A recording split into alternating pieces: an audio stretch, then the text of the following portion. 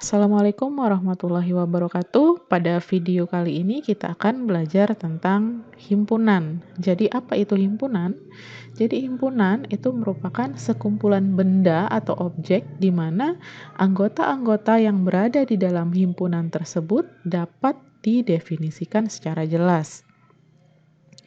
Nah, jadi untuk lebih jelasnya kita lihat contoh berikut ini. Jadi contoh pertama di sini nanti kita bisa membedakan yang mana yang termasuk himpunan dan mana yang bukan termasuk himpunan. Jadi contohnya yang pertama di sini, himpunan bilangan ganjil di bawah 10. Jadi kalau misalnya kita menyebutkan kumpulan dari bilangan ganjil yang berada di bawah 10, tentu saja kita bisa menyebutkan apa saja bilangan ganjil yang berada di bawah angka 10. Artinya ini tidak samar-samar. Jadi kita bisa mengetahui dengan jelas nilainya.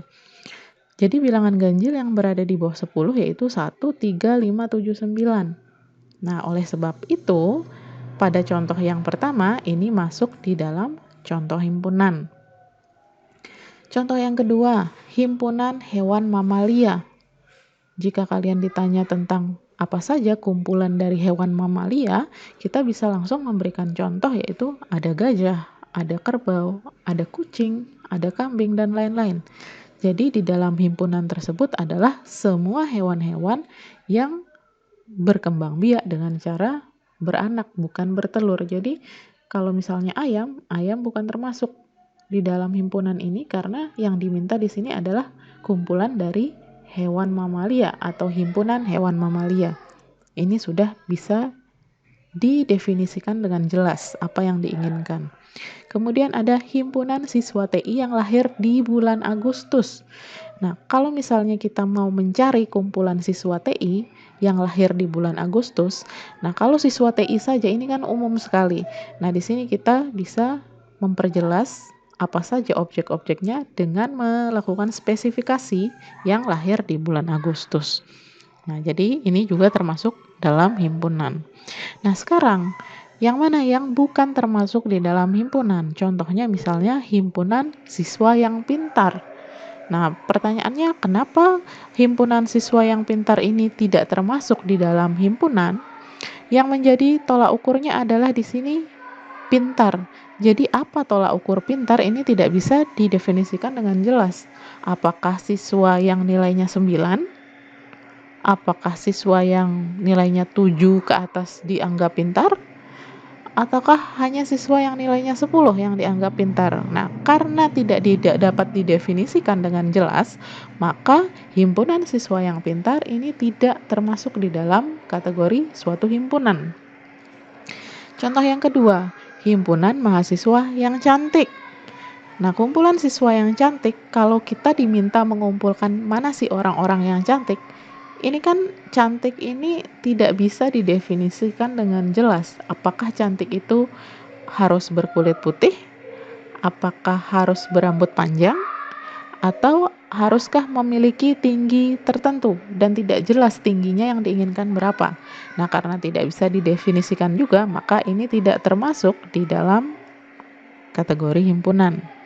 Kemudian, makanan yang enak ini juga tidak bisa dikategorikan dalam himpunan. Kenapa? Karena enak antara orang yang satu dengan orang yang lain itu standarnya berbeda-beda. Jadi tidak bisa didefinisikan dengan jelas kategori enak yang dimaksud di sini. Jadi himpunan makanan yang enak itu mungkin ada yang bilang roti itu enak, mungkin saja ada yang bilang roti itu tidak enak. Nah, oleh sebab itu contoh ketiga ini juga tidak bisa dimasukkan dalam kategori suatu himpunan. Selanjutnya di sini kita masuk ke penulisan himpunan. Jadi dalam menuliskan himpunan itu ada beberapa tekniknya. Pertama, kita melihat dari segi huruf.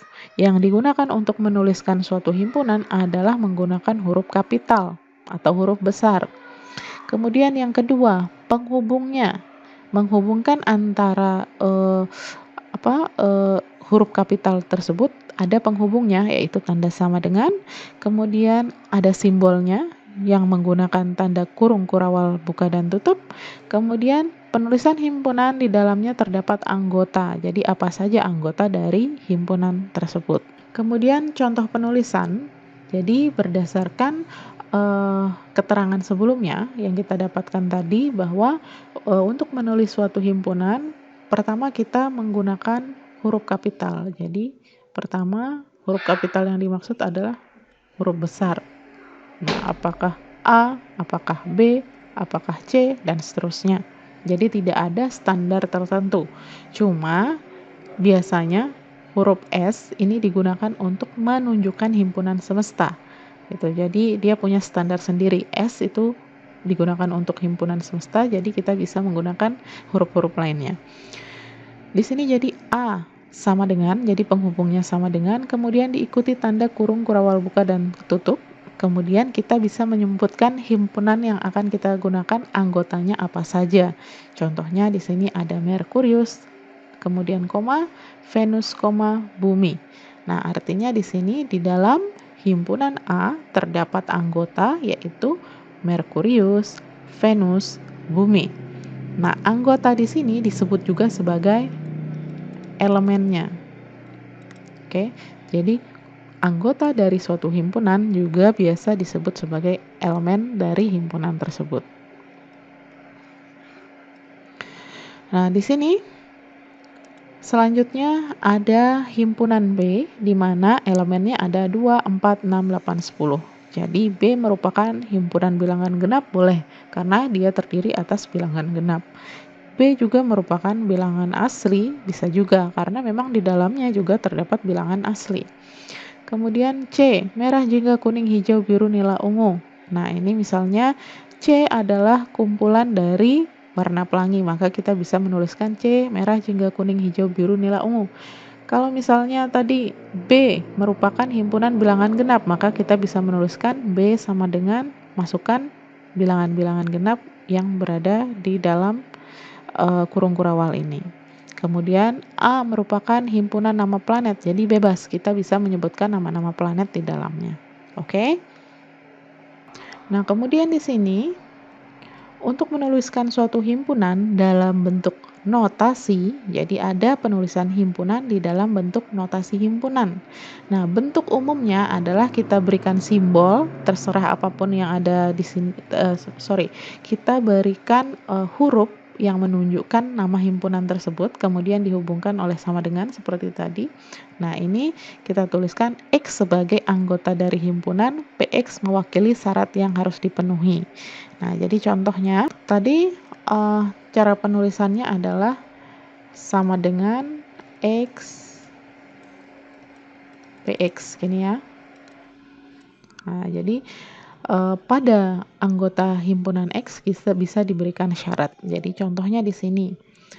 Saya punya himpunan H, membacanya seperti ini ya. Saya punya himpunan H di mana elemen dari himpunan A berupa X atau anggota dari himpunan H adalah X, di mana syaratnya adalah nilai dari anggota tersebut atau X harus lebih besar dari 10 dan lebih kecil dari 15. Nah, kemudian X-nya harus bilangan ganjil. Nah, jadi artinya ketika terdapat himpunan himpunan H. Jadi ini himpunan H ya. Ini bukan A tapi H. Ini saya coret aja. Ini jadi himpunan H. Jadi artinya terdapat himpunan H dengan anggotanya adalah X, di mana X merupakan bilangan ganjil. Jadi anggotanya itu harus bilangan ganjil, di mana bilangan ganjil yang diinginkan di dalam anggota ini adalah lebih besar dari 10 dan lebih kecil dari 15. Sehingga kalau dituliskan apa saja anggota-anggotanya, maka kita bisa menuliskannya seperti ini. Jadi H sama dengan 11, 13, karena yang diinginkan harus bilangan ganjil lebih besar dari 10 dan lebih kecil dari 15. Contoh kedua, di sini saya punya himpunan X di mana anggotanya adalah B dengan syarat nilai B itu harus lebih kecil dari 10 kemudian B adalah bilangan bulat. Oke.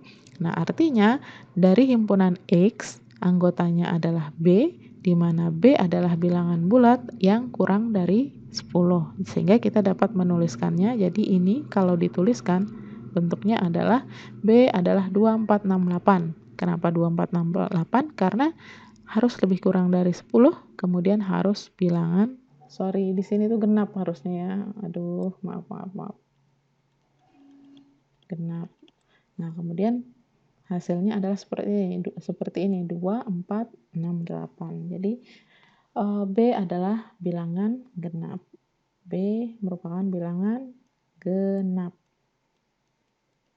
Nanti dikoreksi ya. Selanjutnya himpunan kosong. Jadi himpunan kosong adalah himpunan yang tidak punya elemen atau tidak punya anggota. Biasanya dilambangkan dengan kurung kurawal saja tanpa ada anggotanya, atau biasa dituliskan dengan O dicoret seperti ini. Nah, contohnya mana yang termasuk di dalam kategori himpunan kosong? Yang pertama, himpunan mahasiswa TI semester 1 yang berusia di bawah 10 tahun. Nah, ini kan termasuk kalau himpunan mahasiswa TI semester 1 itu udah masuk spesifik ya, hanya di semester 1, kemudian yang berusia di bawah 10 tahun. Nah, ini sangat spesifik karena itu dia masuk dalam kategori himpunan. Mengapa termasuk dalam himpunan kosong? Karena tidak ada TI semester 1 usianya di bawah 10 tahun. Pasti anak TK yang di bawah 10 tahun gitu kan. Nggak mungkin ada anak 10 tahun kemudian di teknik informatika semester 1. Oleh sebab itu bisa ditulis A sama dengan kurung kurawal atau A sama dengan, nah, dicoret seperti ini.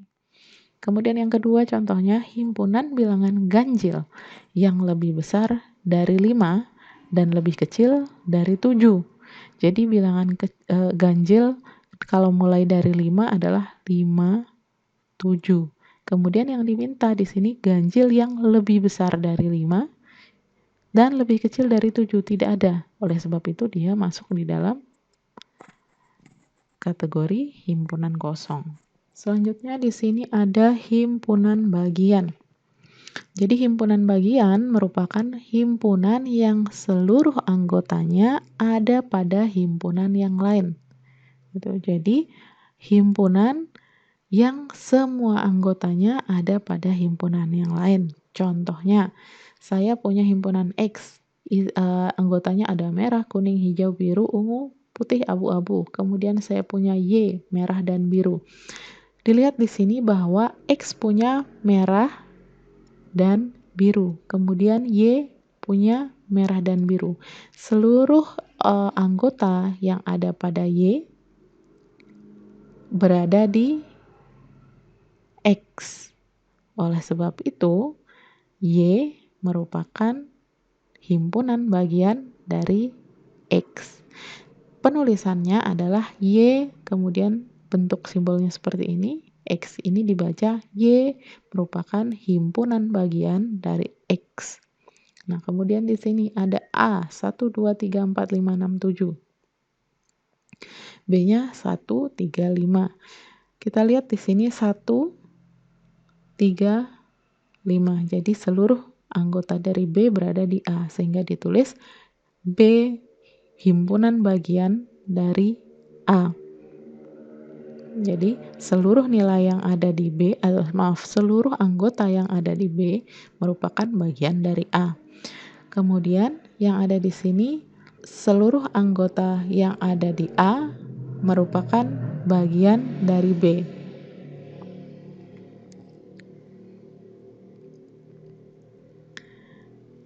Kemudian di sini seluruh yang ada di A bukan bagian dari B, dibaca A bukan bagian dari B karena elemen yang ada di A tidak seluruhnya ada di B.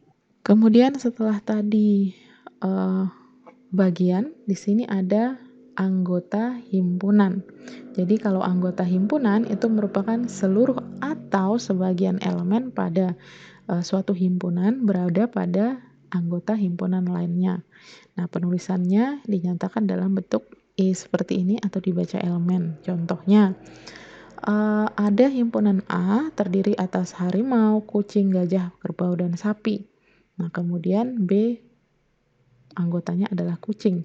Nah, kita lihat di sini seluruh atau sebagian dari B ada juga di A. Oleh sebab itu kita bisa menulis kucing merupakan anggota dari A. Kucing merupakan elemen dari himpunan A. Kemudian kalau misal dituliskan musang, bagaimana dengan musang? Musang bukan merupakan elemen atau anggota dari himpunan A. Jadi kalau bukan merupakan anggota bisa dituliskan dengan E kemudian dicoret seperti ini. Kemudian seperti yang sudah saya sebutkan di atas, bahwa himpunan dituliskan dengan huruf kapital. Kemudian di sini ada simbol S. Nah, ketika simbol S ini menunjukkan himpunan semesta. Jadi apa yang dikatakan himpunan semesta merupakan himpunan dari semua objek yang sedang dibicarakan atau keseluruhan objek itu adalah himpunan semesta. Contohnya S sama dengan 2, 4, 6, 8, 10. Semesta yang mungkin dari himpunan di atas bisa jadi itu adalah himpunan bilangan genap, bisa juga itu adalah bilangan asli. Kemudian semesta dari merah, jingga, kuning, hijau, biru, nila, ungu, bisa jadi itu adalah himpunan warna, bisa jadi itu adalah himpunan warna pelangi. Jadi secara keseluruhan itu adalah semesta. Kemudian selanjutnya di sini bagaimana menggambarkan suatu himpunan dalam bentuk diagram atau biasa disebut juga sebagai Venn. Jadi kalau misalnya saya punya semesta, jadi secara keseluruhan himpunannya adalah 1, 2, 3, 4, 5. Kemudian himpunan dari A adalah 1, 2, 3. Himpunan B adalah 3, 4, 5. Bagaimana saya bisa menerjemahkan himpunan-himpunan ini ke dalam bentuk diagram Venn? Dicontohkan bahwa terdapat S yang terdiri dari semestanya 1, 2, 3, 4, 5. Kemudian himpunan A terdiri atas 1, 2, 3. Kemudian himpunan B terdiri atas 3, 4, 5. Oke. Yang pertama yang harus kita perhatikan di sini, karena ini adalah semestanya, kita abaikan dulu, lihat di himpunan A dan himpunan B. Nah, di dalam himpunan A dan himpunan B ini, kita lihat cari yang beririsan atau yang sama. Jadi A punya 1, 2, 3, B punya 3, 4, 5, artinya yang sama atau yang beririsan adalah anggotanya yaitu 3. Nah, jadi kalau kita gambarkan dalam bentuk diagram Venn, jadi ini umpamanya adalah diagram Venn. Kemudian ini adalah semesta. Nah, secara keseluruhan ini nanti semua ada di sini. Nah, yang pertama saya punya himpunan A. Ini saya sebut saja sebagai A. Kemudian yang kedua saya punya B. Yang kedua saya punya B, saya kasih warna merah saja atau putih. Oke. Nah, B ini saya buat seperti ini. Nah, kenapa seperti ini? Karena kita punya nilai yang sama yaitu 3. Nah, kita jadikan tumpuan pertama itu adalah nilai yang sama dulu itu yang dibuat. Jadi ada 3. Oke, 3 sudah. Jadi A punya 3, B juga punya 3. Nah, setelah itu baru kita tuliskan. Jadi, nilai dari A-nya berapa aja? Ada 1, ada 2. Nilai B-nya ada berapa saja? Ada 4, ada 5. Nah, jadi pembentukan dari diagram Venn-nya adalah seperti ini. Jadi, yang harus diperhatikan adalah harus fokus dulu ke mana nilai atau anggota yang beririsan. Jadi, itu dibuat terlebih dahulu. Contoh kedua. Oke, saya buat di sini. Contoh kedua. Saya punya semesta 1, 2, 3, 4, 5, 6, 7, 8, 9, 10. Nah, sekarang anggota A 2, 6, 4, 8 dan anggota B 1 sampai 9. Nah, di sini juga kita lakukan hal yang sama. Kita cari nilai yang beririsan. Jadi yang beririsan dari 2, 6, 4, 8 adalah 1. Ada angka 2. Kemudian ada angka 6. Ada angka 4. ada angka 8. Jadi semua nilai yang ada di A ini beririsan pada nilai B. Jadi kita bisa buat seperti ini. Semua anggota di A ini termasuk di dalam B, maka kita bisa membuat nilai B ada di luarnya. Nah, jadi B itu apa saja? 13579. 13579. Nah, 13579 masuk di B. Nah, kemudian ada satu angka yang belum dituliskan, yaitu angka 10. Nah, angka 10 kita bisa diletakkan di luar. Karena semesta ini terdiri atas semuanya. Karena 10 tidak termasuk di A, tidak termasuk juga di B. Oke. Nah, tetapi 2468 ini termasuk di dalam B. Kemudian yang B itu sendiri yang tidak beririsan adalah 13579. Oleh sebab itu dia diletakkan di sini. Oke, contoh lain, misalkan saya punya S sama dengan 1, 4, 3, 10, 11 misalnya. Kemudian saya punya A sama dengan 1, 4, 3. Kemudian saya punya B adalah 1, 4, 10 misalnya. Nah, bagaimana kita membuat diagram Venn-nya? Jadi ini kita buatkan dulu semesta. Nah, kita lihat yang beririsan di sini apa saja. Jadi yang sama adalah 1, 4. Nah, artinya ada anggota dari A yang berada di luar, ada anggota B yang ada di luar, maka kita bisa menuliskan seperti ini. Karena A dan B ada di bagian luar. Nah, jadi 1 dan 4. Ini yang beririsan. Kemudian anggota A ada 3, anggota B ada 10. Nah, kemudian nilai mana yang belum masuk di dalamnya? 1 sudah, 4 sudah, 3 sudah, 10 sudah, 11 belum dimasukkan ke anggota manapun.